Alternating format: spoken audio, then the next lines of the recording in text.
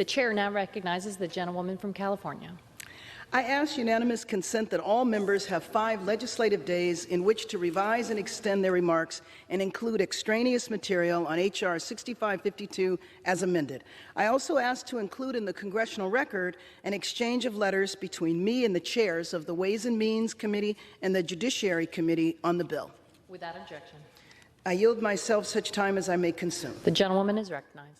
I rise today in strong support of H.R. 6552, the Frederick Douglass Trafficking Victims Prevention and Protection Reauthorization Act of 2022. I want to thank the ranking member of our subcommittee on Africa, Global Health and Human Rights, Representative Chris Smith, who I have worked closely with for many years to develop this bill. This joint effort has served as a daily reminder that collaboration in Congress is both imperative and far from finished when it comes to combating and eliminating human trafficking. This legislation is the overdue reauthorization of the Trafficking Victims Act of 2000, which expired last September. To continue this essential fight to end global human trafficking, this measure must be passed by the House today so that more than 20 years of work is not undone.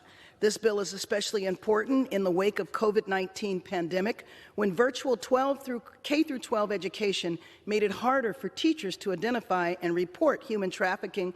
Prosecution of traffickers were delayed as courts closed, and the demand for social services for survivors increased as many of them lost their jobs and homes. Critically, this reauthorization strengthens provisions in the original bill that protect and support trafficking victims while reauthorizing $1 billion to fund programs across justice, homeland security, health and human services that are dedicated to addressing human trafficking and aiding victims. This funding includes $35 million in housing assistance grants for the victims of human trafficking, which offer temporary housing that provides trafficking survivors with meaningful alternatives to living with their abusers. It also funds education programs on trafficking warning signs for educators and law enforcement personnel who may otherwise unknowingly encounter trafficking victims, and it further requires greater accountability measures to protect people who are trafficked while appropriately punishing traffickers. In the U.S., the populations most vulnerable to human trafficking include migrant laborers, minorities, people with disabilities, those in the LGBTQ community, and especially runaway and homeless youth, and those in the child welfare and juvenile justice system.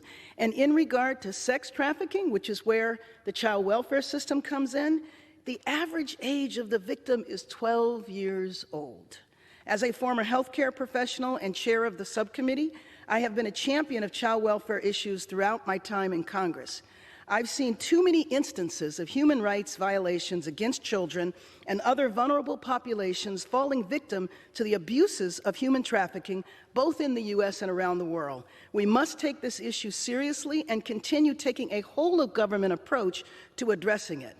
Sometimes, however, we focus on the international and forget that this is a problem right here in many cities around our nation. The Frederick Douglass Trafficking Victims Prevention and Protection Act adds several new provisions to the original legislation that will substantially improve our efforts against trafficking here at home, while only slightly modifying existing provisions that have been successful throughout its passage. One important example is the modifications made to existing HHS grants that would train elementary and secondary school teachers, children, guardians, and trainers in the recognition and response to child trafficking. Child trafficking in the U.S. is not labor trafficking, but it's sex trafficking. This section now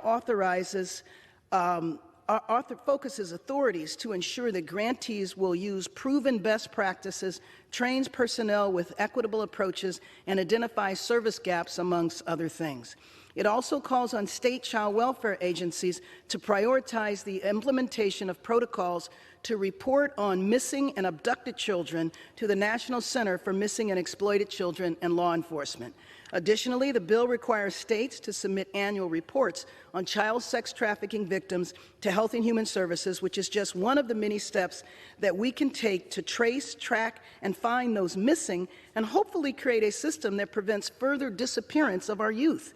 It is our job to protect those in this country who cannot protect themselves, especially children in the child welfare system. When we remove them from their parents, from their homes, then we, the government, become the parents, and we cannot be guilty of neglect when these children disappear.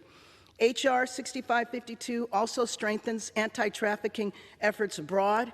Human trafficking is the second largest criminal industry worldwide, with more than 25 million people, women and girls, being the largest identified demographic.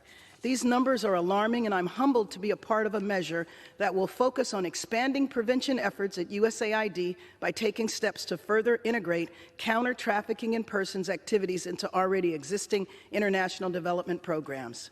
This bill moves not only to support those who have already fallen victim, but also to prevent further trafficking and bring perpetrators to justice.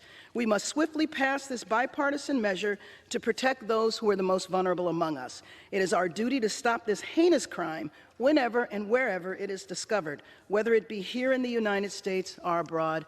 I reserve the balance of my time.